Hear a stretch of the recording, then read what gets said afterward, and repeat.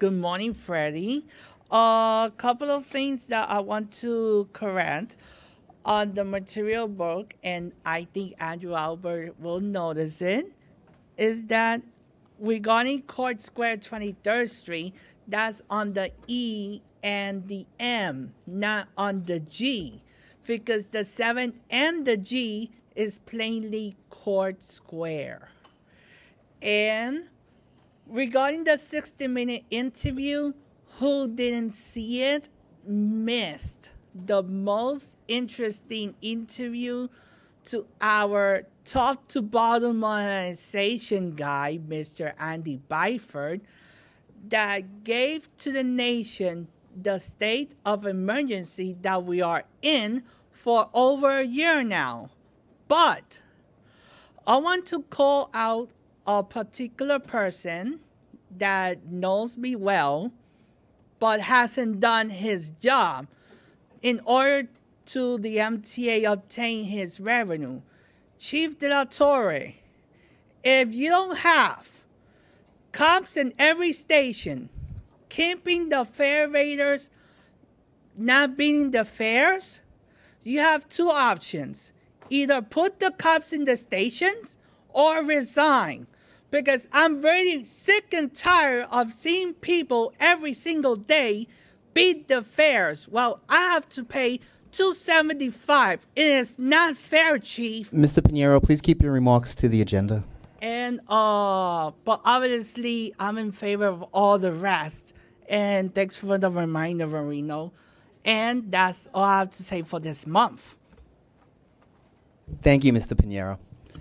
The next speaker is Sandra Rams, who will be followed by Jean Ryan. Good morning. My name is Sandra Rams, and I live on Craig Avenue in Tottenville, Staten Island. I'm here to discuss the changes which were made to the express bus routes in August this year. Craig Avenue is a narrow two-way street, 38 feet curb to curb in front of my house. While there is a yellow line down the middle of it, both the local and express bus drivers drive their bus in the middle of the road due to its narrow width. For the changes, we had 2 local bus routes and 1 express route on Craig Avenue. In the morning, all 3 routes flowed northbound. However, in the evening, the express bus went southbound, creating two-way bus traffic and congestion. Buses needed to pull into a parking space to pass each other. This was a 5-day-a-week, 5-hour-a-day event. But due to the timing of the local buses, although not optimal, it was manageable. With the new changes, we now have 3 express bus routes and 2 local bus routes using Craig Avenue. Two-way bus traffic all day long, 7 days a week. The increased traffic flow represents a significant safety risk, as the street is also home to school bus stops and is located on a hill with a bend at its midway point, limiting sight distance. At the peak morning rush between 7 and 8 a.m., there are 27 New York City transit buses running both ways, as well as several school buses, creating congestion, which the population in the area does not justify. The Staten Island Advance documented the traffic both in print and on video on September 21st.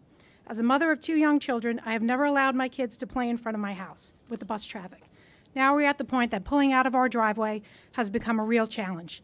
The change represents an 85% increase in the number of buses traveling on our street on the weekdays.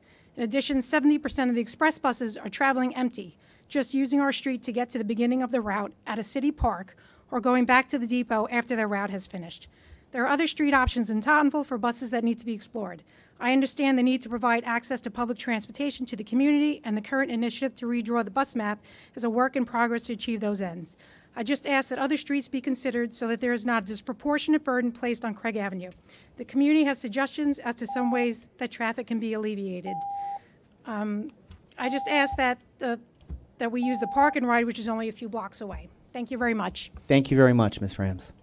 The next speaker is Jean Ryan. Ms. Ryan will be followed by Ellen Shannon.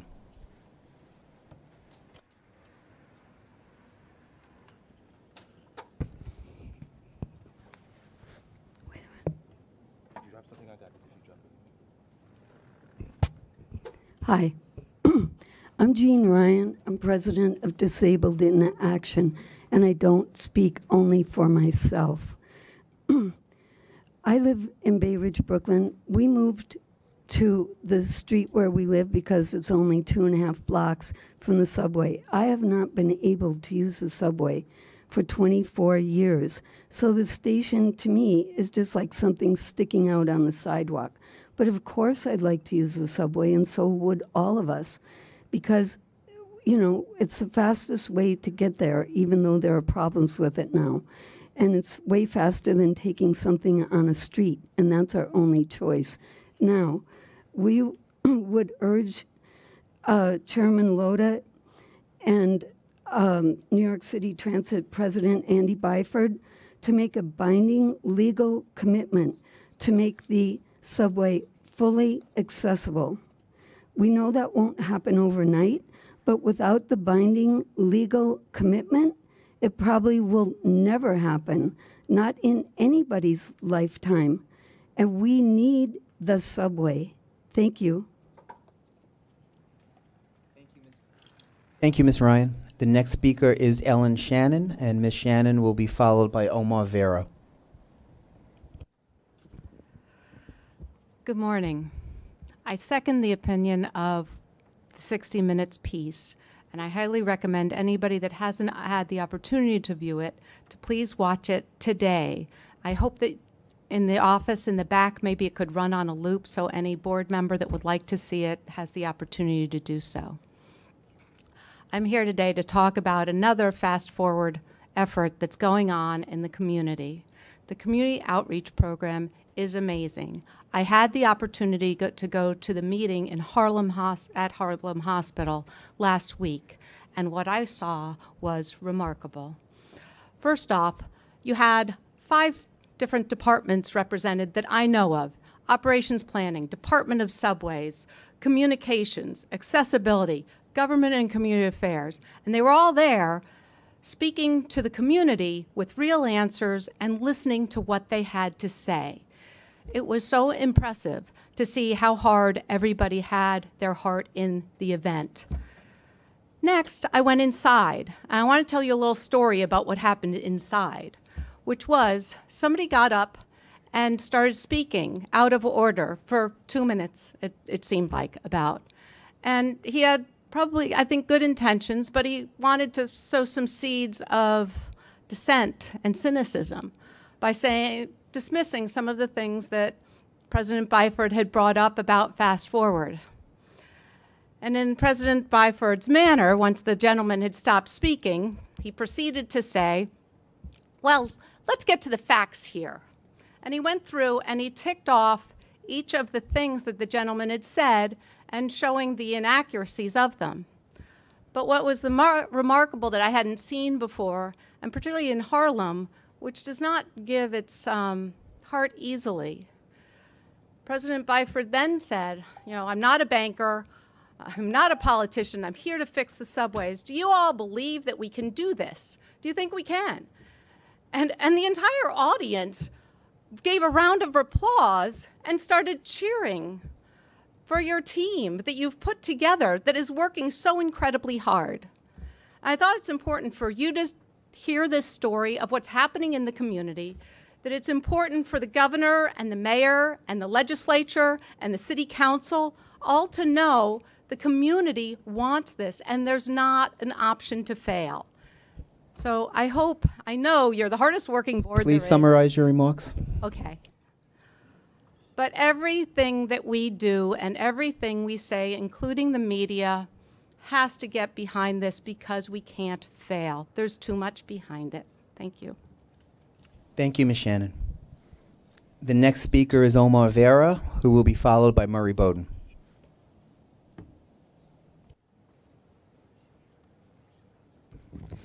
Good morning, MTA's Transit and Bus Committee. Welcome to the October edition of your meeting. And first, let me congratulate President Byford for his outstanding performance last night's 60 Minutes. Now the whole country knows a fast forward as part of your top-to-bottom modernization of the system. We will achieve this. Second, I saw the accessibility pamphlet, and I'm starting to suggest that maybe Hoyt-Schermerhorn Street should be ADA accessible. It's a transfer point between the A, C, and the G, and many people use that station to go to and from, I believe, a lot of you agree, to JFK Airport. And I'm still with the Rockaway service plan change that I keep proposing. But and last but not least, regarding the L train reconstruction project, I mentioned this before, but consider putting the temporary outer system between 8th Avenue, the Google stop, and the 7th, 6th Avenue stations, just until the construction finishes, just so there's like a bit more connectivity along 14th Street. And last but not least, I'm also asked this, and I believe it would be, but would the 6th Avenue platform, the L train, remain open during the shutdown just to allow transfers from the Broadway 7th Avenue line to the 6th Avenue line? All right, thank you. Thank you, Mr. Vera. The next speaker is Murray Bowden.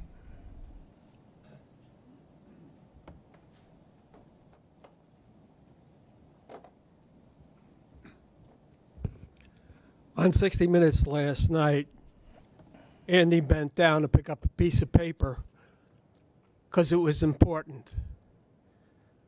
Bridges and Tunnels at the Henry Hudson Bridge took off the speed limit signs and put up a sign that said, "Maintain speed.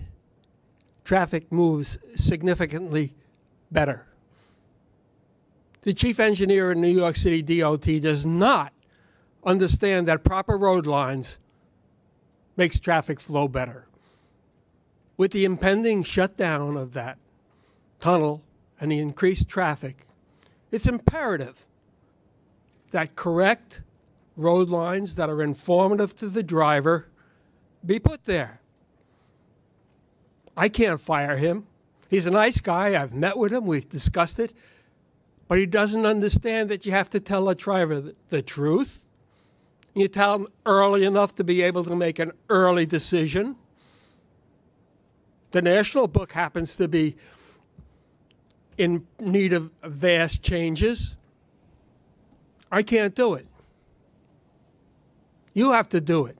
Insist that honest, early warning for drivers so that they can be in the proper lane at the proper time will make it better for your buses to get to where they need to go when the shutdown happens. And correct, if anybody hasn't seen the 60 Minutes of last night, it was excellent. Andy did a great job. Others in this MTA system needs to use that as the textbook on how to honestly move forward. Thank you. Thank you, Mr. Bowden. Mr. Chairman, that was the last speaker. Thank you, and thank you all for coming and sharing with the committee. The minutes of the September committee meeting are in the committee book. May I have a motion to approve? Mr. Chairman? A second? Is there a comment, Mr. I would move that we could approve it with a correction. Under Omar Vera's public testimony, Cortlandt Street is spelled incorrectly, so let's spell it correctly and then approve. We'll approve that in a moment. Anyone else? If there are no other comments or suggestions, all in favor? Opposed? Abstaining? The minutes are accepted. Mr. Mulligan, are there any changes to the work plan? Yeah, there are two changes to the work plan. The EEO and diversity report has been moved to November to coincide with the diversity committee's meeting, which has been rescheduled for the same. And the first quarter customer commitment report will be released in January. Thank you. Now I'm happy to ask President Byford for his commentary before subway and bus reports. Sure, thank you, Mr. Chairman, and good morning, everyone. Look, first up, I just want to react to a couple of points that members of the public made, in particular that Ellen made and Murray and others, for that matter, Omar, around the 60 Minutes program last night. Really, the real credit is to the team. The team, my team, our team, have done such a good job already, I think, in beginning to undertake this renaissance of New York City transit. I think there's so many people I'd like to thank, not least the media team, for having the courage to put us up for 60 minutes in the first place, because at the end of the day we weren't sure how it was going to play. There were people who said to us, "Are you sure? 60 minutes has a bit of a reputation," but we feel that we do have a good story to tell here, and also it did, I think, quite graphically get across 2 points. One, the real challenge, the real prize here, which is the all-out modernization, as a couple of the speakers referred to, and two, the need to get exponentially better at the basics of the here and now. So I'd just like to do a big thank you to my colleagues in the media team, particularly John Weinstein and Shams Tarek, and to the whole team that were involved in the production of the program, but also to all the participants, the frontline staff, who I thought were fantastic, and I think it really graphically showed their professionalism and their passion, the people who are using antiquated equipment to keep this service moving, this system moving, the people that are out there facing pretty hostile circumstances, sometimes pretty hostile environments, the honesty of the frontline employees, where a couple of them in the community or the group conversation that happened, the way they said that they do understand why the public are frustrated and they do empathize with the public while we sort this out. And that's exactly what we are doing, Mr. Chairman. As a team, we are pushing forward on 2 fronts. Number one, the real prize, as I referred to it earlier, which is modernization. And that is about making the case for fast forward. So that really is the big push for me now, putting together an economic impact analysis, making a compelling, irresistible case, as I've said before, for both the city and the state and the feds, for that matter. We shouldn't let them off the hook, so that as we progress towards the real seminal votes that are coming up, people do understand that this is the prize, that we can have that modernized system and we can have it within the expedited time frame that the plan describes. But the second, in parallel, is to get so much better at the day-to-day. New Yorkers should not have to wait 5 years. They certainly shouldn't have to wait 10 years. We need to get better right now. So I'm going to keep the rest of my comments very short, because I want to give credit to my team. It's the team that are doing this. Mr. Chairman, you'll be hearing from Sally about our Back to Basics campaign, which, coupled with the Subway Action Plan, is really now fueling a reduction in delay incidents and delay minutes. The job is not done. Before I end up on the front of a newspaper with declaring victory, I am not. I am saying that though we are making progress, and the September stats are encouraging. So you'll hear from Sally on that. Sally, I think, it's also going to make reference to our group station manager program. I'm very proud that we had a completely new station management program in place within 9 months. You'll hear from Sarah about our customer commitment, which is a first for NYCT. We'll report back on how we've done with that. You'll hear from Daryl, who will talk about the work we're doing in blitzing our bus lanes and getting better at getting the buses with Polly and her team through the crowded streets. You'll hear from Alex about various progress that we've already made in terms of making the system more accessible, including the new booklet, which you've just been given copy of. You'll hear from Deb about the work that we're doing to prioritize people within Fast Forward, which is, after all, a quarter of the plan, about getting people galvanized and motivated and cherished and well-led. You'll hear from Bobby about our work on continuous focus on safety and security, and rightly so. And I'm also going to mention the Chief. You'll hear from the Chief.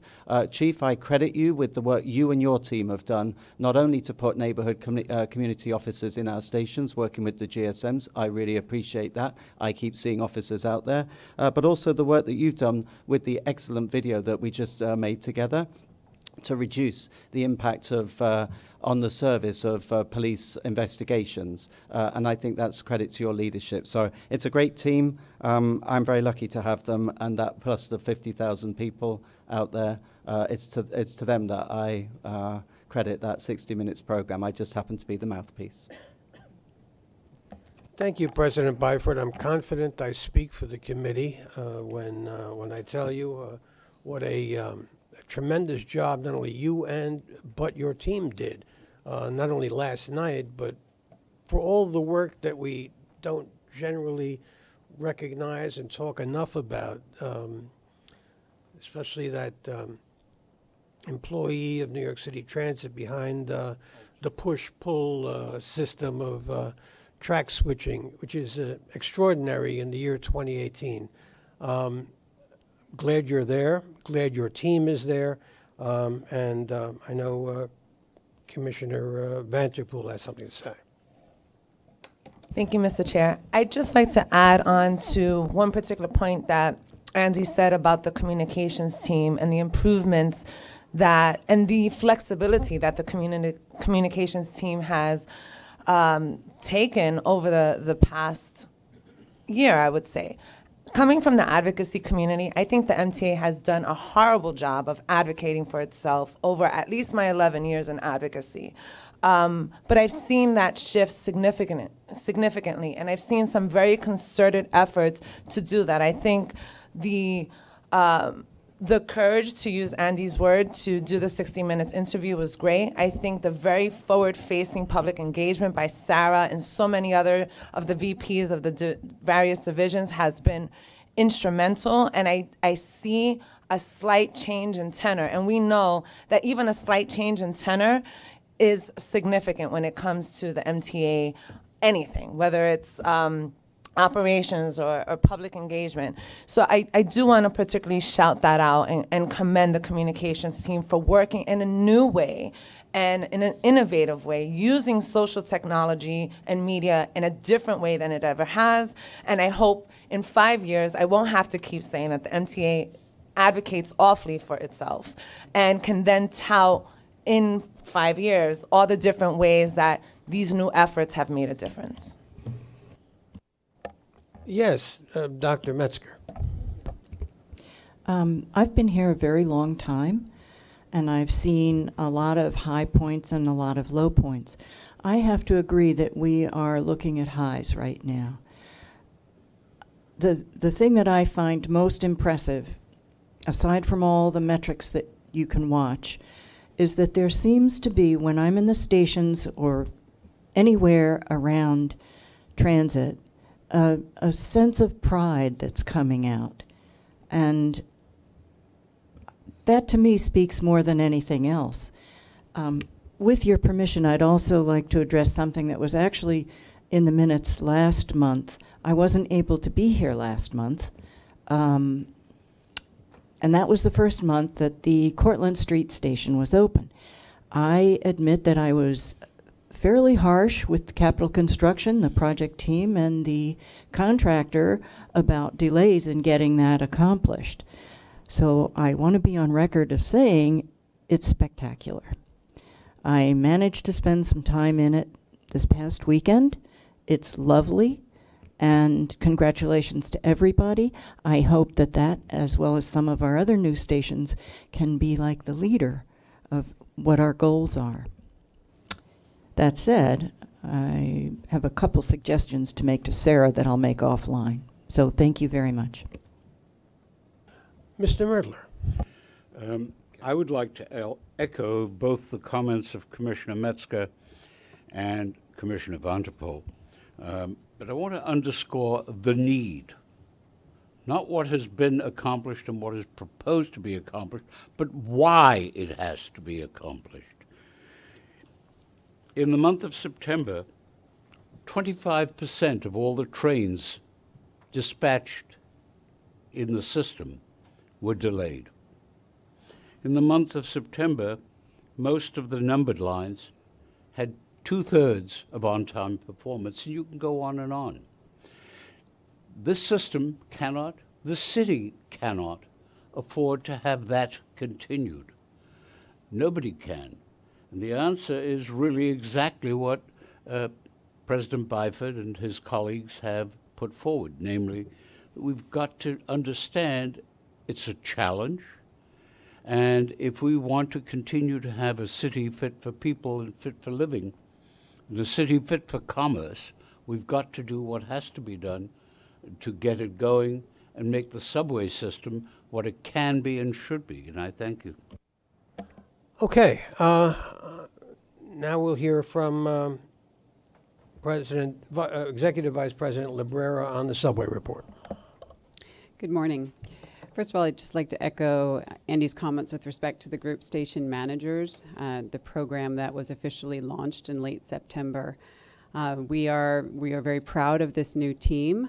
They are a group of dedicated, talented, and experienced customer service professionals who are now responsible for the end-to-end stations experience in zones of about 25 stations each. So we certainly look forward to the customer service improvements that they will drive. I'm pleased to report today that we successfully met our target of reducing 10,000 monthly delays in the month of September. As Andy mentioned, the entire team is dedicated and fully committed to improving performance at every opportunity through improved daily operations and ongoing subway action plan work. In the month of September, we had 48,212 weekday delays. While that sounds like a significant number, and it certainly is a significant number, it is the lowest total number of weekday delays that we've had in a month in over 3 years, since the summer of 2015. Even on a weekday basis, we did see that the month of September had a smaller number of weekdays than is typical. But even on a per weekday basis, we see that the delays per weekday are significantly improved. In fact, the delays per weekday in September were more than 13% improved compared to the average weekday delays in the first half of 2018. Weekday major incidents were also improved in the month of September. We had 45 weekday major incidents. Again, on a weekly basis, we saw that we had 2.4 in the month of September compared to the pre-SAP baseline average of 3.6 major incidents per weekday. In September, we also saw across-the-board improvements in our customer-focused metrics. Additional train time improved, additional platform time improved, service delivered improved, and customer journey time performance also improved. Together, these statistics collectively reinforce the progress that we are making towards system reliability. As Andy mentioned, we are not declaring victory. We know that we have a lot more to do, but we are encouraged by these statistics because they are showing progress as we continue with the comprehensive efforts underway toward further improvements in service reliability. Lastly, we'd like to note that we also had improved reliability through availability figures in the elevator area in September. So elevator availability in the month of September was 97.1%, which is a continuation of the recent improved performance in this area. This concludes my operating report. Thank you for your pithy report, Ms. Librera. Are there any questions? Mr. Weisbrot. First and foremost, congratulations to you and to the entire subway team for, it gives me great pleasure to say that these improvements are not marginal but significant. And so I am really pleased. I'm sure all of us are really pleased to see them. I know also that the improvements are, the reduction in delays is has really occurred across the board. That is to say, in literally every category of delay has seen a noticeable improvement. And I'm wondering if you have a sense of why, what accounts for the, in a sense, great leap forward in 1 month that we've seen, and whether there's some specific or several specific reasons why it's so dramatic in 1 month. Well, we have been making improvements in delay reduction over the past recent months. We've actually been making improvements. In fact, in the July and August statistics that we presented last month, we saw that we were making progress toward our target, which we added to the delay charts that are now in your book. I don't think there's a single answer as to why we are seeing the improvement. I do think that the statistics will fluctuate month to month, but in terms of the overall delay number, we know that that 25% of our delays are within a couple of minutes of being on time, meaning they're within a couple of minutes of being 5 minutes at the terminal. And so what we see is that even small actions can change that figure. Small changes, a few seconds here, a few seconds there, can tighten up the operation and be the difference between that train being delayed and that train being on time. And that is That is essentially the basis of the internal campaign that we have now, which is for all employees to think about what we can be doing differently to claw back just a few seconds here or a few seconds there, essentially to tighten up the operation. Andy has spoken at length about a back to basics approach, looking for improvements in precision with dispatching or just with overall operation in terms of everything that our frontline employees are doing. We are, as I mentioned last month, working to engage the entire Subways team in this effort. Number one, for awareness. That small efforts can have a big impact on customer service. And that is certainly gaining traction. We're hearing from our employees their ideas and their thoughts about things that we can be doing differently and better. Do want to mention that we've also made schedule changes over the past year that have allowed us to have more precise dispatching where the running times have needed to be adjusted. So that's also feeding into some of the delay improvements that we're seeing. And Byford had a comment? Thank you. If I may just add to what Sally just said. I think it is two things. It's the Subway Action Plan finally taking effect, which was not exclusively about physical change or physical attention to detail on physical matters such as cleaning drains and tightening screws and getting to the root cause of signal failures and whatever and tackling them. And that is absolutely important, and that was always going to come good in my opinion. But that plus the Back to Basics campaign that Sally just mentioned, just getting the people side of it right as well, obsessing about detail and avoiding what I call own goals, you know, self-inflicted mess-ups, and looking at every single type of delay incident and identifying what can be done specifically to reduce that type of delay incident. So things like the point I mentioned earlier with, say, police investigations. If it's not something that requires the train to be held for a protracted period of time, with the chief, we've come up with a new procedure so that the train can be safely moved. So there's a whole raft of activities that we are still undertaking to get people to focus more on the detail of what they do minute by minute and literally second by second. And credit to Frank and Sally, you know, I plucked that 10,000 figure kind of out of the air, but they've really risen to that challenge. What I would say is, and it's a bit of an odd analogy, sometimes I talk about you know, snakes and ladders. Don't be put off if you see the figures bounce around a bit, because if you see the services improving, big, you know, big incident drops back down, improving, drops back down. As long as you then resume higher than where you left off, you're still on an upward trajectory. So the figure will bounce about, the figure being maybe the number of major incidents, depending on what happens, some of which are in our control, some aren't. Don't be spooked by that. As long as we're on an upward trajectory, you'll get the odd slip back, but if it's on an upward trajectory, that's where we need to be. Thank you. Thank you. Are we ready for the bus report? Mr. Irick. Sure. Good morning. Since the launch of the new Staten Island Express bus network in August, we have been listening and being very responsive, working every day with our unions, partners at DOT and NYPD to make adjustments and tailor the network to the needs of our customers based on their feedback. On October 7th, several new changes were implemented, and they include launching a new route, the new SIM 9, providing service to Father Capodanno Boulevard to the west side of Lower Manhattan, extending the SIM 4 and 4C to Woodrow Road and Huguenot Avenue for trips starting in Midtown from 7:04 p.m. until midnight, and adding 38 more weekday trips, bringing the total number of additional weekday trips to the new network to 106 new trips. A ground-level customer service survey is being conducted to get critical feedback on these changes.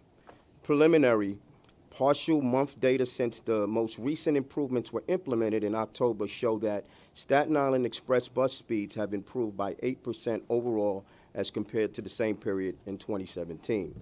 While these very early indicators are promising, I can assure you that we continue to monitor the service on a daily basis and remain committed to getting the service right. On October 1st, the B82 Select Bus Service was launched with our partners at DOT, providing faster bus service to multiple neighborhoods across southern Brooklyn.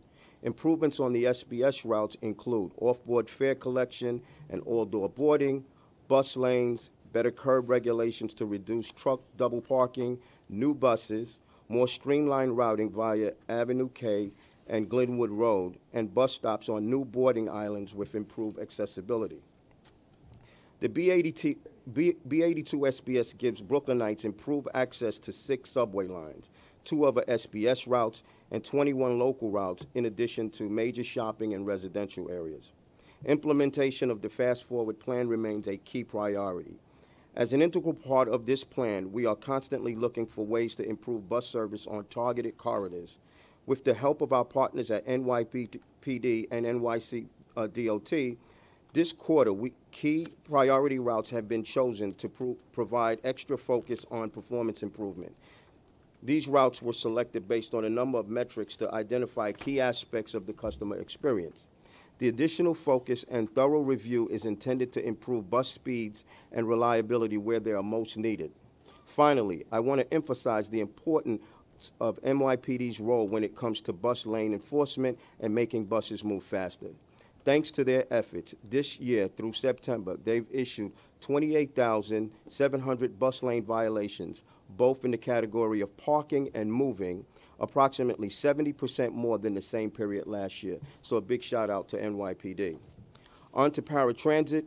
Our eHail program, which includes both advanced reservation and real-time on-demand service for paratransit customers, has driven up ridership growth and resulted in a significant increase in eHail trips. Approximately 1,200 customers have enrolled for on-demand services and have taken over 120,000 on-demand trips since the end of last year. In total, we have provided 1.4 million eHail trips since the inception of the program, and with demand for eHail services growing significantly each month. We fully recognize the unprecedented flexibility that on-demand eHail offers customers. We are working with all of our stakeholders to determine how we can offer this program in a way that's financially sustainable for the future, including looking at eHail models in the use of other paratransit agencies across the country. As we consider our best options, this month we are requesting approval for several procurements that will allow us to extend the current eHail service for 6 months through April 30th, 2019. One of these procurement actions introduces a third eHail contractor, Limesys, alongside the 2 current contractors, Curb and Arrow. Curb and Arrow disseminate their trips to yellow and green taxicabs. Limesys will disseminate their trips to for-hire vehicles. Adding Limesys will not only allow the MTA to test another type of eHail service, it will bring added capacity and greater access for customers in the outer boroughs. It will also enable us to gather more data to inform the future structure of the program. And finally, I am pleased to announce that we are in the final stages of launching the My Accessoride, or My AAR app, part of the My MTA app, with special functionality for paratransit customers availing themselves for carrier or broker services. The My AAR app will enable paratransit users to plan and manage their trips, book rides, track real-time location of the driver, and give us feedback on what's working and what isn't, all from the mobile phone, tablet, laptop, or desktop computer. And that concludes the bus report. Questions or comments? Mr. Jones and then Mr. Albert. Yeah, talking about the economic viability, in the new procurement, what is the estimated additional costs, and have they been budgeted yet? So roughly, it's a little over $56 million. And this wasn't included in our projections before? We really didn't know. This is first of all, a pilot, and we really didn't know what the trajectory would look like. So the short answer is no. Mr. Chairman, if I may, Commissioner, I mean, people love it. It's fantastic. And so to a certain extent, we're victims of our own success. And certainly we would flag to you as commissioners, we do need to have a discussion about the economics of the program, because we absolutely want to continue it, but we need to have a discussion about that at some point. Thank you. Anyone else? Yeah. Mr. Albert. Darrell, I'm really happy to hear about and yours and NYPD's ability to help enforce bus lanes. Is there any news on impending legislation in Albany about giving the MTA more teeth on offenders in bus lanes? Some help from Jim Henley. Last session, there was legislation that unfortunately didn't make it to the floor of the Senate and the Assembly. We're hoping that this time around there'll be some additional legislation that will allow increased camera enforcement to improve bus lane availability. Thank you. Anyone else? Thank you very much, Mr. Irick. The accessibility update, Mr. Eligudin. Sure, thank you. I just want to give a quick shout out of praise to the GSM program. Since they've started last month, I've been getting continuous feedback and questions about accessibility, very localized questions, and I think it's fantastic that customers with disabilities and customers in general have this resource now, and it's been working really well early on. So, getting to my update, our station accessibility study continues, and we're on pace to finish 150 stations by the end of the year, which will help inform us as to which stations to prioritize for implementation going forward. We continue to work really hard on maintaining reliable elevator service. As you've heard, the elevator availability metrics have gone up. At the same token, we have released the elevator and escalator dashboard this month to the public. You're welcome to look it up by either Googling MTA elevator dashboard, which will come up, or on the MTA homepage under transparency performance metrics. The dashboard features lots more granular and detailed information similar to what's in the committee book available to the public. As we continue to understand the realities of maintenance or unplanned outages, we're very focused on improving our communication to customers about elevator outages. We continuing to install alternative route signs that you've probably seen come up at elevators through the system. We've been getting very positive feedback from the community about those being helpful in those situations of emergencies. And stay tuned for much more detailed elevator outage information on the MyMTA app. As you have just received in your hand, we've produced and released the Accessible Transit Guide. We've gotten some early feedback from customers that it's pretty useful and has some good information. We will continue to update this as we hope to have many accessibility updates coming up regularly, so please take a look at it. The System-Wide Accessibility Unit has started surveys of our existing accessible stations, where we're looking at features that have been there, some for 15, 20 years, and trying to see where we can improve, whether it's signage, whether it's other wayfinding solutions. And we want to make sure at least our current stock of ADA stations is up to snuff and working really well for our customers. We continue to work with our partners at New York City DOT to get usage of bus lanes for access ride vehicles, and that seems to be moving forward. And we hope to have some progress reports on that more concretely in the coming months. We've also been working with our Transit Bureau and other stakeholders across the city to make sure that any transit partners that do training or have frontline employees have the most up-to-date accessibility information, so that from a training customer service perspective, everybody is very aware and trained on how to interact and deal with customers with disabilities, no matter where they touch them in our system. Last but not least, we continue many community engagements. I continue to meet with organizations and advocates directly every week, and we will be having some big public community engagements coming up in the next few months. But I believe the community has really taken to using my office and specifically our outlook on accessibility to give lots of feedback, and we take it all very seriously, and it's been very great. Thank you. Any questions of Mr. Eligudin? Ms. Vanterpool, Mr. Albert, and then Mr. Merdler. Thank you, and thank you for putting this in our hands as right before your presentation or summary. How else will this be available? Will this be integrated into the My AR app and largely the My MTA app, sort of like a link where customers can also access this via app? So in its print version, it'll be available at pretty much all accessible ADA stations through our units, through Customer Service Center. We're going to be sending large batches to advocates and organizations and those kind of places. We are still working and should have a digital version in the next few weeks. We're just making sure it's also fully accessible for screen readers and other things. Then digitally, it'll be available on the website. We will look to see if we can get it into the MyMTA app directly, whether as a PDF or just the content itself in an accessible information section. So absolutely stay tuned for that.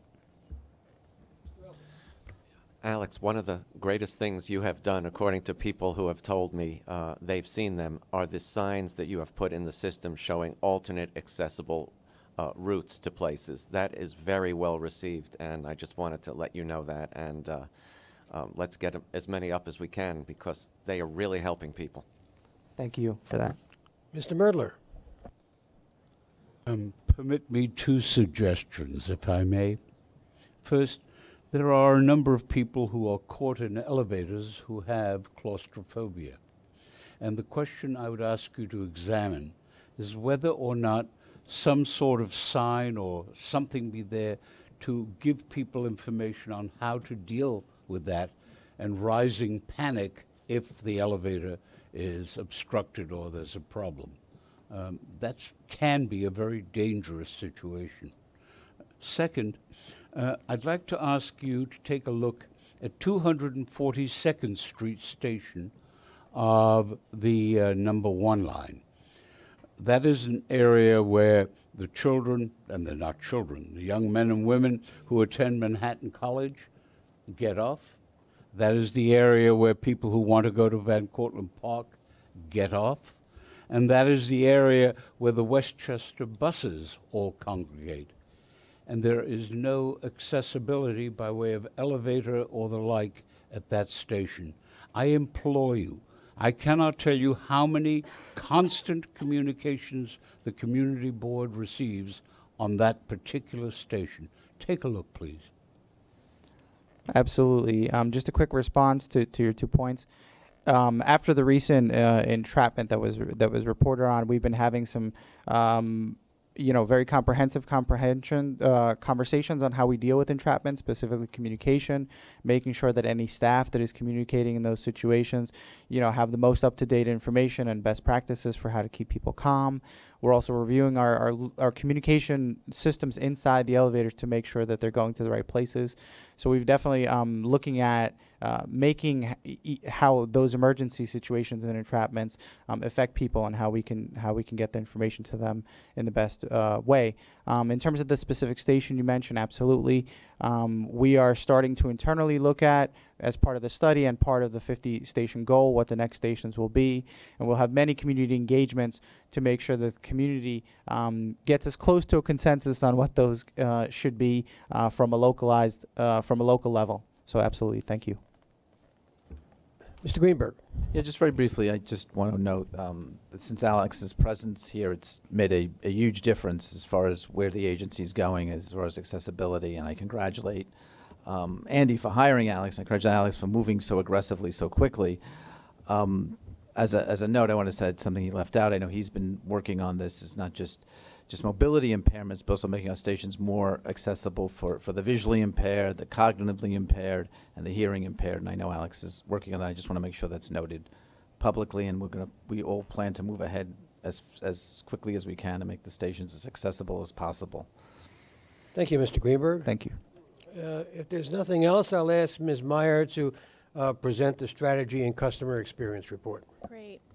So just a quick clarification on Tim's remarks. I will be reporting out on the customer commitment today, but the survey results, customers count, will be coming in Q1. So as we all know, our customers are demanding more transparency and accountability from us. And we're thrilled to report that as part of the Q3 customer commitment, we made significant tangible improvements over the past 3 months. The Department of Subways installed 4.95 miles of continuously welded rail, creating a smoother, quieter, and more reliable ride. They made repairs at 25 of our most problematic switches. The Department of Buses increased services on 5 routes in Queens and Brooklyn, and installed digital signage on 220 buses, far exceeding the 150 bus goal. CPM broke ground on 6 new elevators this quarter at inaccessible stations in Manhattan, Brooklyn, and the Bronx. We installed PA systems at 13 stations in Brooklyn, mainly along the D line. Stations in our new GSMs helped deep clean 15 stations in critical need of attention and reopened 2 stations in northern Manhattan and 7 platforms on the northbound F line in Brooklyn. We also reduced our replacement window for reduced fare Metro cards from 4 weeks to 2. And there are many, many more. We encourage you all to visit mta.info/customer commitment to see the list in its entirety. We've also launched the Q4 commitment with many more goals outlined, including many more station and platform reopenings and additional information screens on platforms, on subway platforms and buses. And as you all know, my personal favorite, the PA systems, there's more to come. So please continue to give us feedback on this commitment and what you're seeing out there that needs improvement. We've launched our new quarterly survey, which you can find at www.mta.info/customerscount. All of our customers are invited to fill this out once a quarter to help us prioritize resources and ensure we are improving the system for every one of our customers. On other fronts, we are continuing to maintain steady productivity gains in the call center and on social media, doing more with our existing resources. And I also just wanted to give a brief shout out, as others have mentioned, to operations planning and to Rob Marino's government and community relations team, who've been working their butts off, hosting 15 public meetings this month, including the Bronx bus redesign workshops, meetings with senior citizen advisory committees, the L Reconstruction Committee meetings, and Fast Forward town halls. So onwards, and looking forward to giving you next month's report. Anything for Ms. Meyer? If there, Mr. Weisbrot. Can you just explain, thank you for that report, I appreciate it, and thank you for what you're doing. On emails and letters, why do we send out more responses than received, than Right. letters and emails received? So as part of the influx that we've been receiving, we have been starting to submit automatic replies in addition to personalized replies. So you'll see some quote-unquote double counting going on there. But we're trying to get to everybody personally. Because of the volume and our existing staff resources, we're unable to do that at this current time. So we're sending automatic replies in addition to personalized replies. So we'll send a double reply to... Correct. Some folks will get double replies. And when we ask someone with respect to social media, their satisfaction with us on Twitter, what does that mean, actually? Well, we put out a survey to select people who've received travel information, route information on Twitter to see if they're satisfied with the response. Sometimes those results might be colored by the fact that the trains aren't running and they're not satisfied. But they might be satisfied with the actual social media response, but they're not satisfied with service. So it's hard to parse those numbers, but we're going to continue to take them in and try and improve those satisfaction scores as much as we can. Part of that challenge, again, is getting the resources we need to respond to everyone, but also ensuring that our announcements are right and happening throughout the system so people don't need to tweet at us, right? We're trying to prevent the tweet by proactive communications all through the system. And one final question. Is this element of your very broad responsibilities is something that probably that is undertaken by many private sector companies in one way or another. Is there an industry standard that you're seeking to match? Yes, there is.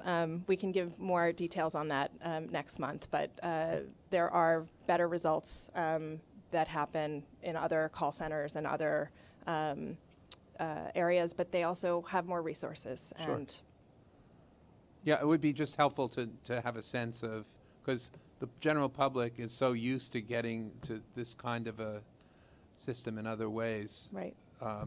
So it'd be helpful to know. Right. Sounds Okay. good. Thank you very much. Sure. Mr. Albert.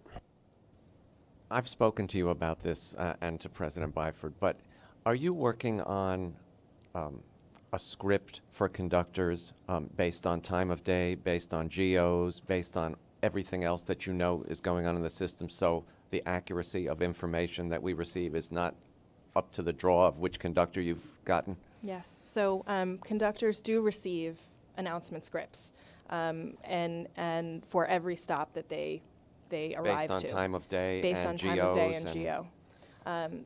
That being said, it's a big stack of paper, and if you've ridden with a conductor, there are a lot of different job functions that they perform. So in addition to having that script open and making sure that the train is moving as quickly as possible and that passengers are safely entering and exiting the doors, sometimes that flip of the paper doesn't happen as quickly as it should. We are continuing to look at other digital devices like iPads that would actually serve the announcement contemporaneously, working with Transit Wireless and others to sort of bolster connectivity in the tunnels. There are ways to do this. It's just compounded by the underground connectivity that we're working through. All right, thanks.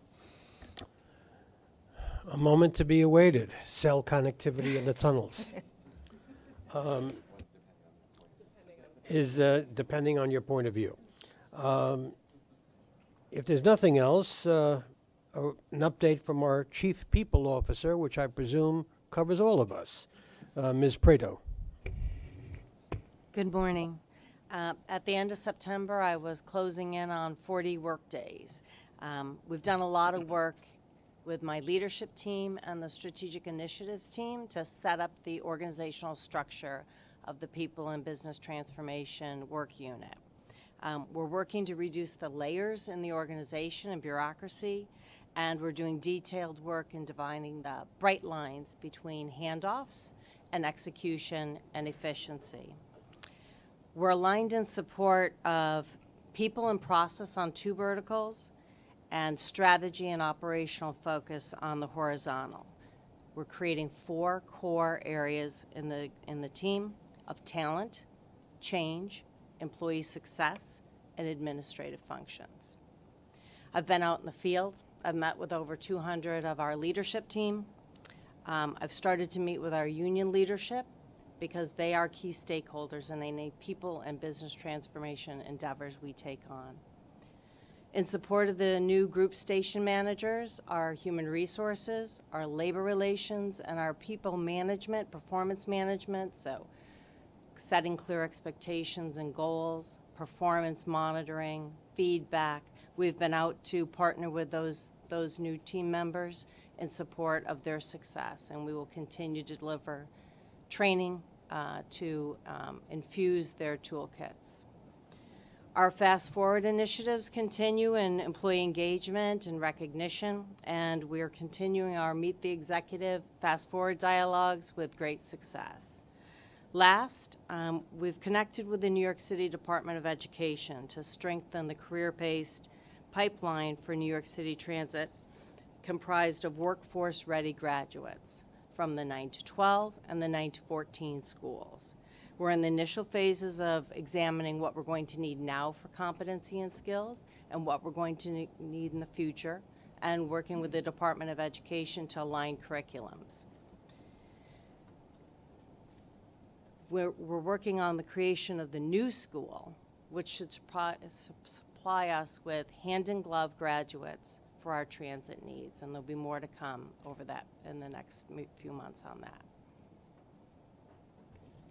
First, Mr. Jones, then Mr. Mertler. This is as much to you as to Steve Pedracki.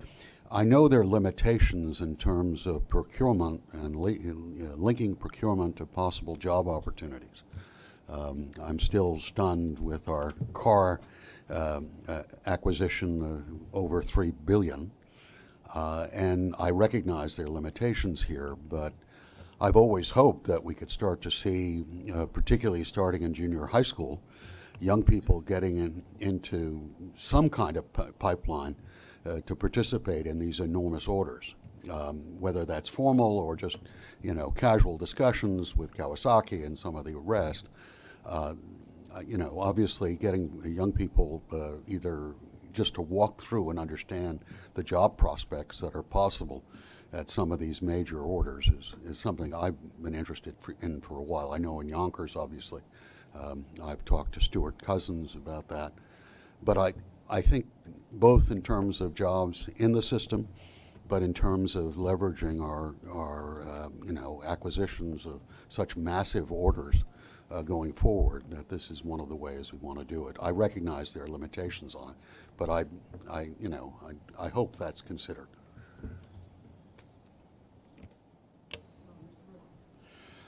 May I make a suggestion? Sure. As you go forward and meet with the various folks who are the working stiffs who do the job, may I respectfully suggest that you get together with the relative or the respective union folk and work together on a labor management program that will work with labor and with management. It's the best way to achieve a result that's positive. Absolutely agree. If there is no one else, I'll ask Mr. Deal to address the safety report. All right, thank you. Good morning. Safety report starts on page 99, and I'd like to just highlight a couple of things. Although subway fires had a slight increase when comparing the most recent 12-month period to the previous 12-month period, it is worth noting that they have shown a slight decrease on the year-to-date basis. Bus collisions, collision injuries, and customer accidents are continuing to decrease when comparing them to the same periods. Subway customer accidents increased when comparing them between the 12-month period, but it's worth noting that they have shown a slight decrease monthly for the past few months. Employee lost time accidents also continue a downward trend. I would also like to take a moment to address some questions related to the serious topic of workplace violence against employees that board members Metzger, Weisbrod, and Moidler have brought up.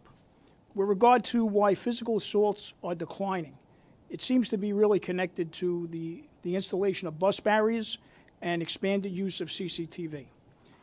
With regard to why harassments have been increasing, it's not so easy to pinpoint. There is no sure pattern to this increase, and we continue to evaluate it to see if there is anything that is contributing to it. Regarding the tracking of these events, we utilized our Security Information Tracking System, known as SITS, to try to determine any patterns associated with these events. SITS is an internal mechanism that gathers and analyzes data on a host of security-related events, including assaults and harassments against our employees. Additionally, I would also like to identify a few initiatives we are undertaking to reduce future employee assaults. We're partnering with the union to pilot body cameras to capture perpetrators committing these acts.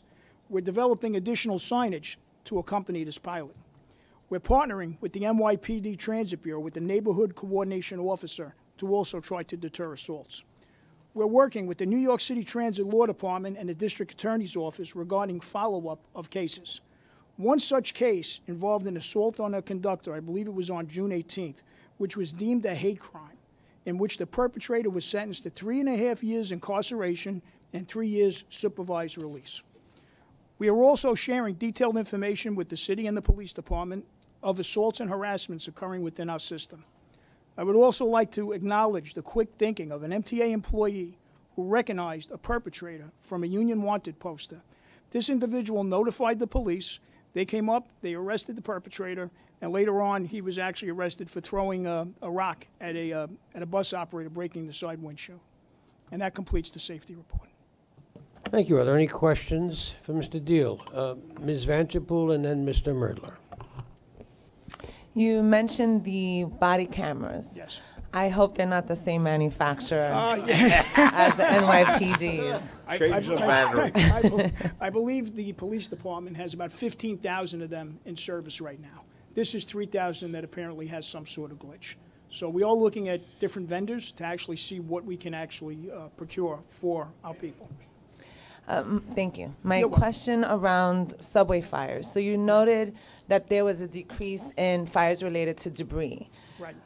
Can you explain why fires have then increased? What's the source of the increase then? Fires can, when we talk about decreases, especially with debris fires, there are other fires that do happen, okay, around signaling, around other items, even inside of subway cars. So we have seen an increase there, as opposed to actual debris fires.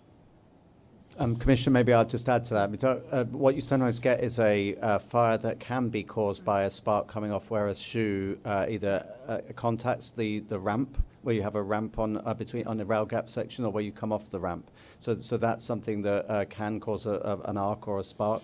All the more reason to keep the track bed clear, which is why it's good news that we now do have our first of the 3 vacuum chains in service. It's excellent. I was very pleased to see on 60 Minutes where they did that shot through the cab window, and we didn't know where they were going to film. The track bed was immaculate, and that's the way it should be. And when we get all 3 in service, you'll find that will be the norm, and that has to have a positive impact upon track fires, certainly where sparks ignite debris. Mr. Merdler, and then Mr. Glucksman. Let me add to the fire situation, or add some more fuel to the fire. In various of the subway yards and in the areas beneath them, you will find periodically an accumulation of rubbish in one form or another, just as we found it under the viaduct in the area of around 120th Street. May I suggest that those areas be policed regularly, because they are contributors to the fires. Number 2, where you have fires in and around the subway tracks, are they in areas in proximity generally to the platform? Some are, some aren't. Well, is it a majority one way or another? I would have to get back to you on that to give you an exact number. And do you have an idea as to the extent to which rubbish on the tracks has either increased or decreased? Yeah, actually, with debris on the tracks has actually decreased. We're down about 61 fires, I think, overall between 2017 and 2018. They have those new rubbish removers from the tracks, don't they? So I might just jump in if I may, Bobby. We've got 2 things. We have the vacuum chains, which, as the name suggests, is a bespoke chain that goes along. It's like a giant hoover. It sucks up all of the debris on the track. It's very, very powerful. Ultimately, we'll have 3 of them, and we need 3 because, don't forget, we have over 600 track miles. Secondly, though, we also have portable mobile vacuum equipment, and that's typically done within station limits. So a lot of work has been done. If you have a look around the system, certainly I think, and I look every time I go to a station, that the track bed is getting cleaner. But rest assured, we're very focused on fire safety. One of the pieces of, or directions really, given to the new group station managers was about fire safety. And they were all actually issued by me, ultimately, with a copy of what's called the Fennell Report, which was the investigation into the King's Cross fire of 1987, a long time ago, but we never want that to happen here. I know that report intimately, having been the station manager at King's Cross. They've all been given it, and Bobby and his team have just done a gap analysis on my instruction to see where, if anywhere, we have gaps in our due diligence, and we intend to close those gaps ASAP if there are. I have just 2 final points. Number 1, what kind of instruction do you give to personnel in the stations and in the trains in terms of, if they see a fire, how to deal with it? Right. What protocol do you have in place? As far as the information that will be given out, of course, if they observe a fire, that they're supposed to call it in to begin with. That's the first thing that can happen. There is also fire extinguishers around the stations if they see something there also. Are they on the trains? I'm not sure of that. Could we check that out? Because they should be on the train. So that is a debate across the world. London Underground used to have fire extinguishers on trains. They were taken off. The reason being, apart from the operators' cabs, they were taken out of the saloons because invariably they were thrown out of the trains, thrown out the windows, or discharged within the unit, so you couldn't rely upon them. the headline and to give you some assurance. We don't take any chances, any reports of smoke, any reports of fire. We immediately take action. So where there have been incidents in subways across the world where the system has not immediately acted upon fire or smoke, we always do. We'd rather take the delay than take the risk. And finally, to add kerosene to the fire, have you given thought to removing the right to sell food on the subways or to eat on the subways as a way of avoiding rubbish being accumulated on the tracks? I thank you.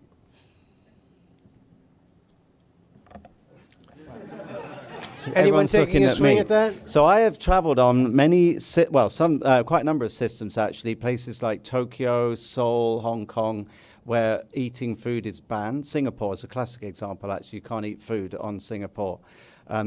Good luck with that in New York. I think what we ask people to do is to be reasonable. Certainly, I don't mind someone having a snack, a full-on Subway meal or a roast chicken leaving the bones all over the place isn't acceptable.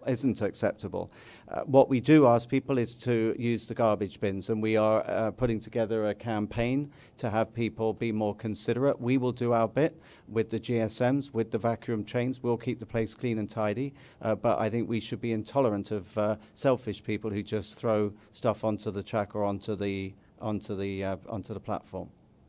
Have more confidence in people's actions than I do. I apologize. Well, maybe I'm just naive, Commissioner. Again, thank you. Mr. Glucksman? When might those other two vacuum trains be arriving on the property? Early next year, Commissioner. We're, funnily enough, we have a conference call with the manufacturer on Wednesday or Thursday. We have regular dialogue with them. So we want to get all three in service. They are, when they arrive, they're excellent pieces of equipment. They're very powerful. There's nothing further on safety. I'll ask Chief De La Torre to present the crime report. Good afternoon, everybody. First, I would like to thank President Byford on his assistance with that training film. We're doing another training film now. Alex is giving us a hand to help the officers become more in touch with the issues that affect the disabled community as well. We have quite a robust training bureau within the NYPD, so once we create a film, the officers have to go on, view it, and we know when and whether or not they saw it. We also have dedicated training sergeants who give the training at roll call, and then we also quiz them to see whether or not they're retaining the key points in the training. The other piece is I want to thank Bobby for being there to co-chair the meeting we had with all our union reps from the MTA to discuss the issue of assaults on MTA workers. That went very well, and I think we came up with some good strategies going forward that we're going to be implementing to ensure that the conductors and the motormen make contact with the officers, and where we have neighborhood policing in effect right now, they're actually going to have the cell phone numbers to the neighborhood coordination officers to deal with them directly on issues that concern them at hand. My statement, again, good morning, well, it's good afternoon, everybody now. Total major felonies year-to-date remain near the same as last year at this time, with 8 additional incidents or 1,780 major felonies versus 1,772 last year, up about 0.5%. During the month of September, there were 206 major felonies in transit, 11 more than last year, a 5.5% increase. There were 12 additional felony thefts during the month, though this is far fewer than the 39 additional larcenies that occurred during August. As I mentioned last month, grand larcenies are now roughly even, up or just 0.3%. For the year, after we've effectively brought this uptick down over the past several weeks. For the month of September, 39% of the total major felonies occurred in Manhattan, 25% in Brooklyn, and 19% in the Bronx, as well as 17% in Queens. I'll just take a moment to mention a significant arrest that curbed what could have become a much more significant robbery pattern. On October 11th, our Transit District 30 officers stopped 27-year-old Anthony Levy for evading fare after he entered through the emergency exit at the Lafayette Avenue station in Brooklyn. While verifying his identity, the officers noticed he was in possession of an illegal knife and took him into custody. The knife was distinctive in color, and our officers and detectives with our Brooklyn Transit Squad quickly began to investigate Levy's connection to a robbery that occurred the day before at the very same station, and where the victim specifically described the weapon as similar to the one our officers recovered. The detectives confirmed that it was Levy who committed the robbery at Lafayette, as well as another robbery at the Fulton Street station on the G line 2 days earlier. Looking into the pattern, they also connected him with a robbery outside of transit that was actively being investigated by the 8-8 Precinct Detective Squad. Levy was subsequently charged in the first 2 cases, and charges are pending in the third. He is in custody and being held on $25,000 bail, pending his next court appearance. This is an important example of how seemingly routine work is reducing the likelihood of violence in our transit system. With that, I thank you, and I welcome any questions or suggestions you may have. That's great work, Chief. I have a question from Mr. Merdler and then Mr. Chief, would you please turn to page 105 of the book? If you don't have it. I don't have it. It shows that the total arrests are down by a staggering amount. So, for example, 2,136 arrests in 2017, 794 in 2018. TOS arrests, 1,427 in 17, 260 in 18. And it goes on and on if you take it through this year. Why? Okay, it's the, so there's a couple of things that have changed. First, early on in the year, there were discussions, as you all might have noticed, with the district attorneys as to the amount of arrest and the impact of certain arrests that we had. So we refined our approach to TOS arrest. So the numbers you see here are really not accurately reflecting those who are arrested, and I'll explain why.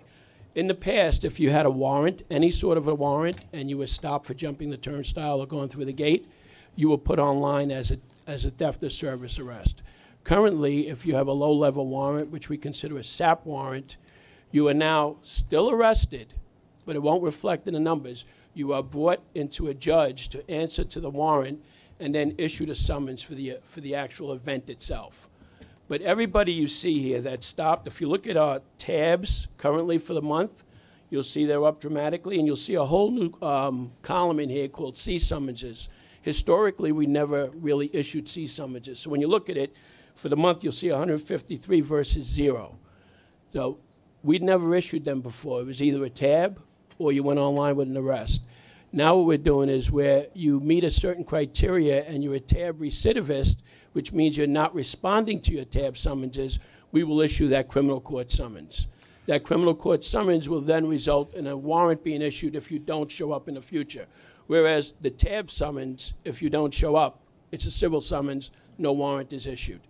So the officers you'll see now, you know, with the new policy in effect as of August, you'll see that the enforcement at the gate is there again, and it's important to us. I just spoke about that robbery arrest suspect that we did pick up, but at the same time, we're trying to make it a little bit more, I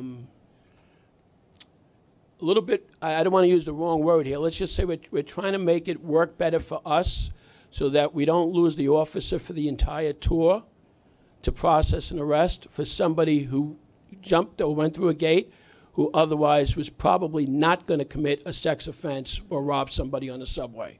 So we worked out, again, the new system in order to try and gain more officers on the system, increase presence where we need them, and actually pick off the right people that are really committing crimes in the subway and put them online.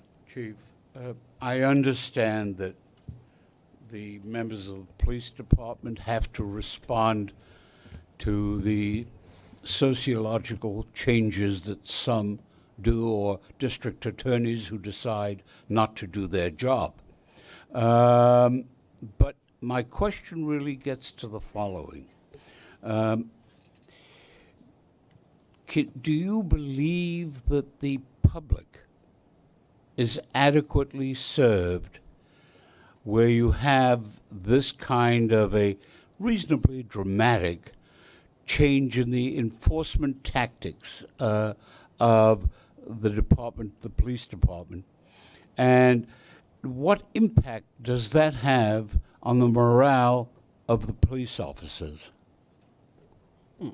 Well, the first question is the public adequately served. I think at this point the answer is it will be yes. It's a fairly new policy, but so far it appears to be working.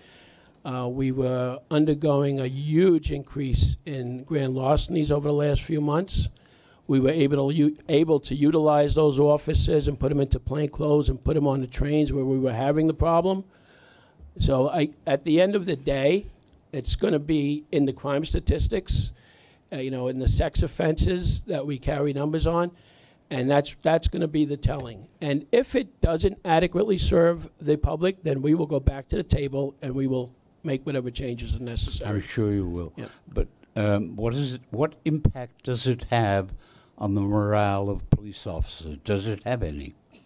Well, right now I think it's pretty clear to the officers what their job is. I think the media and messages coming out in the media several months ago might have made it a little bit more difficult for the officers. As in certain counties, the laws were being enforced one way, and in other counties a different way, and yet many of our officers travel through our counties.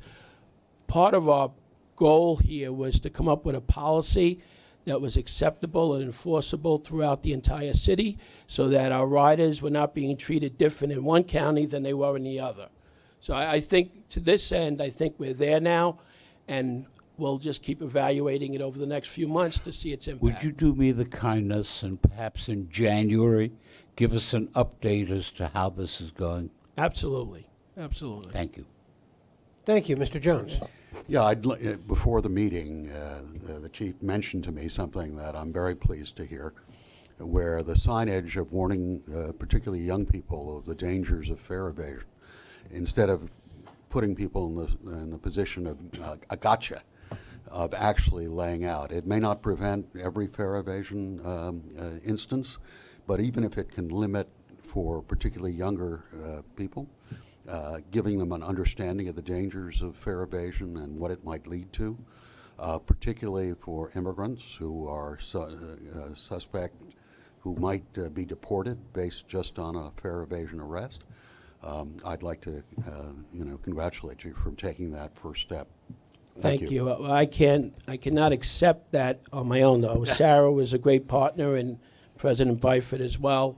We've developed signage that we hope to see up in all stations around the city, and the signage will do two things. I hope it'll stop a lot of our fare evasion, and in two different ways. A lot of our fare evasion, many of you may have noticed, is more when the officer's not standing at the turnstile.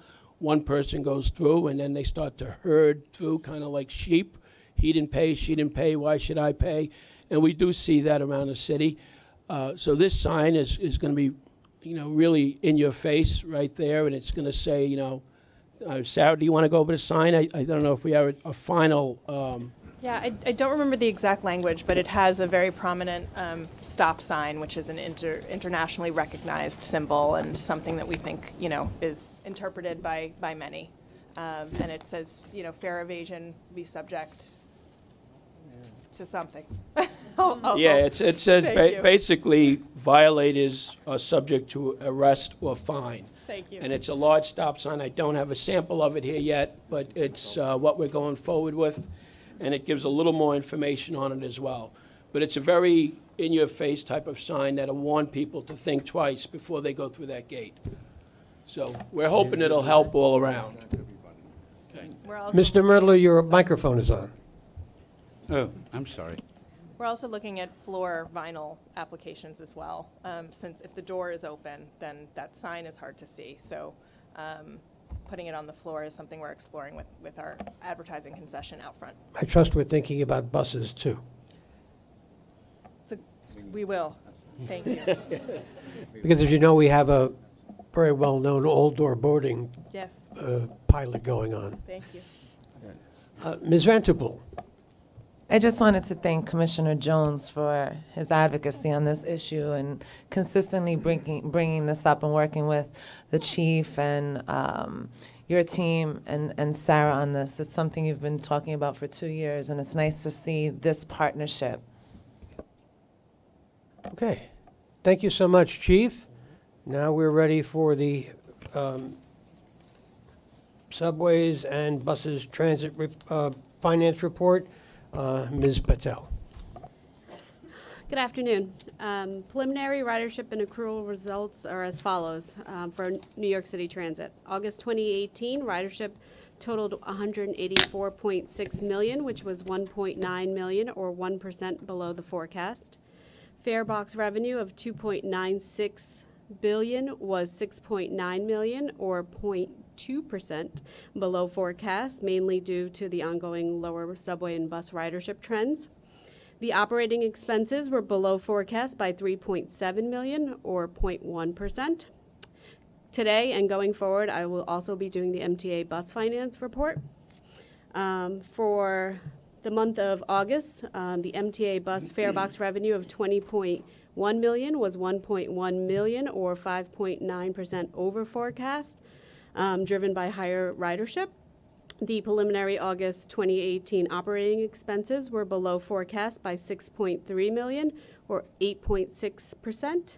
Ridership totaled 10.3 million for the month of August, which was 0.6 million or 6.5% above forecast. That concludes my report. Any questions? Mr. O'Grady to present the, present the capital program report. Good afternoon. Since the last Transit Committee, we awarded 5 projects totaling $129.5 million. This included 2 Americans with Disabilities Act accessibility projects, 1 at Eastern Parkway, Brooklyn Museum Station on the Eastern Parkway line, and 1 at Chambers Street on the Nassau Loop.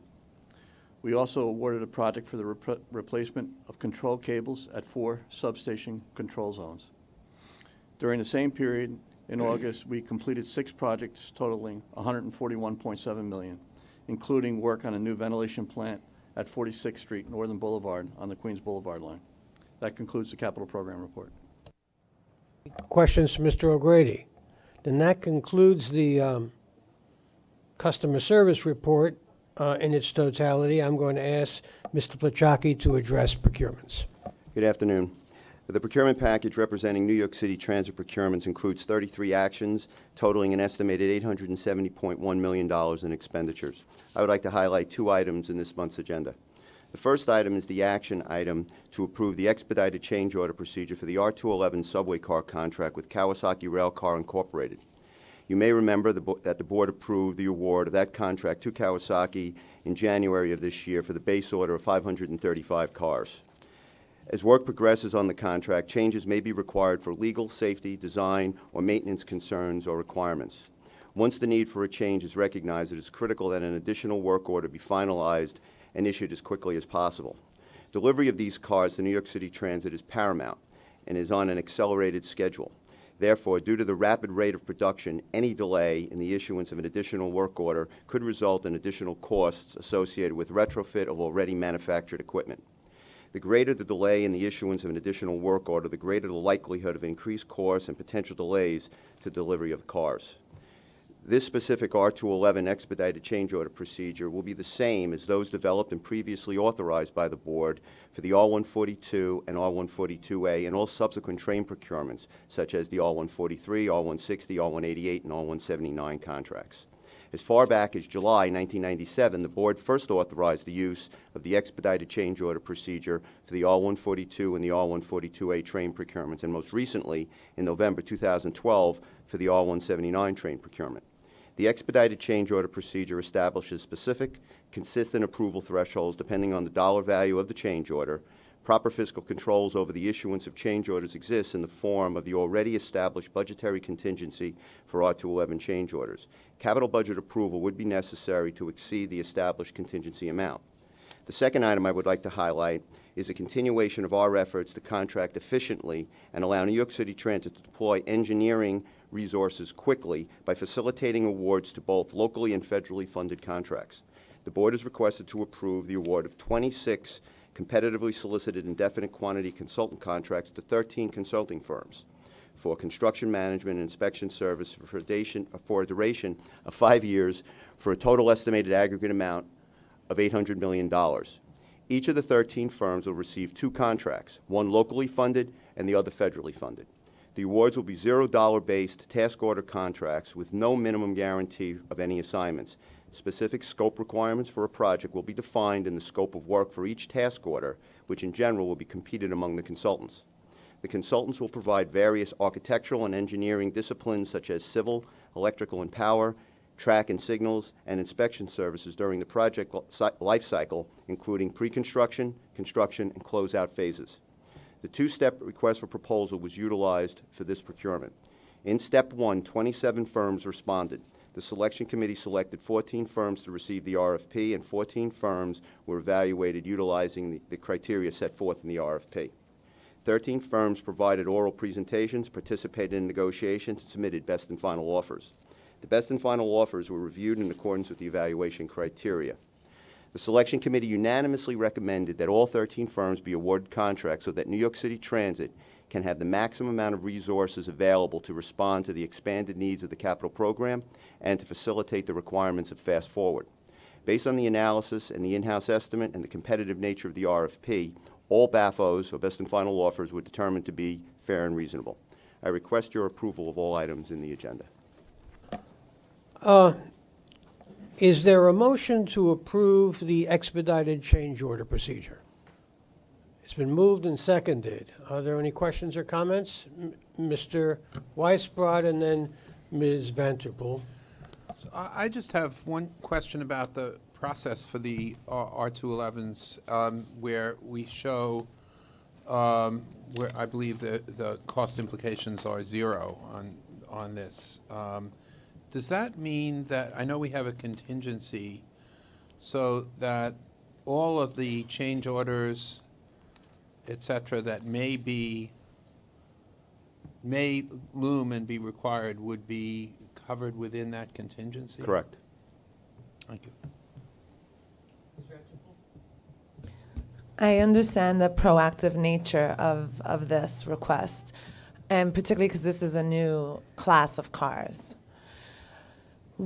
Could you just give an example of what could come up that would be covered under this expedited change order process? It could be any type of change order that would either be driven by a change in requirement, something as we move through the design which was not contemplated.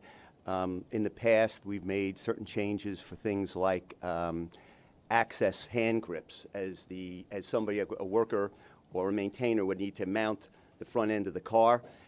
It was determined that maybe the stretch was too high, and we added another one to maybe accommodate folks that weren't as tall or lanky, be able to pull up. Things of that nature. Mr. Merdler. Commissioner Weisbrod, as Mr. Plachocki told you a moment ago, this concept of the contingency and how they're dealing with those is in direct response to a question you raised about 3 months ago that the task force has been trying to deal with informally, and that Mr. Plachocki and his staff have gotten ahead of to try and deal with, where there's more to come to try and give notice that it will be coming. Yes, thank you. And I think that's a very good advance, and hopefully not only will make the procurement process more efficient, but and faster, but also result in many instances a better result as well. So I'm glad to see it.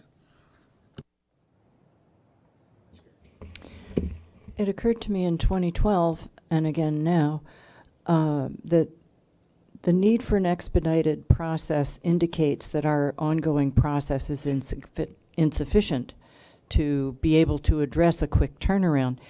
The task force has been working diligently to improve on that, and it's my understanding that we are improving. So it's offline. I'd like to understand why we still need this expedited situation. And I understand the importance of any kind of rail cars. I think we need the same thing for Long Island Railroad and Metro North, because we are presently renting locomotives so that we can await our next delivery. But that said, I would like to feel that at some point going forward, the processes here are sufficient to eliminate special handling of certain things. Thank you. That's certainly what we're working towards. Okay. Motion to expedite change order procedure has been made and seconded. All in favor? Aye. Opposed? Abstaining? Motion carries. Now I'll move the procurements to the MTA Board, the procurement package. Is there a second? Second. Any discussion or comment? Hearing none, all in favor? Aye. Opposed? Abstaining? The procurements move to the full board. For service changes, Ms. McLean. Good afternoon. This month we have 2 service change staff summaries. One is for B Division subway schedule changes that would be effected April 2019. They would go in concurrently with the L tunnel closure. These schedule changes would add over 1,000 round trips per week on the combined EF, A, G, J, and M lines to serve riders during the L line closure. These changes cost approximately $27 million annually, and they are included in the L Tunnel Reconstruction Project's budget. The other staff summary is for Queens bus schedules. They would be effective January 2019. We will be adjusting trips and running times on the Q17, the Q46, and the Q77 to match current operating conditions and ridership demand. If you have any questions, I'd be happy to answer them. Thank you for your report. Oh, Mr. Albert. Judy, these service changes, are they in effect just for the 15 months of the Canarsie Tube shutdown and then normal schedules resume? Yes. Thank you. Thank you. And now for standard follow-up reports, President Byford. Sure.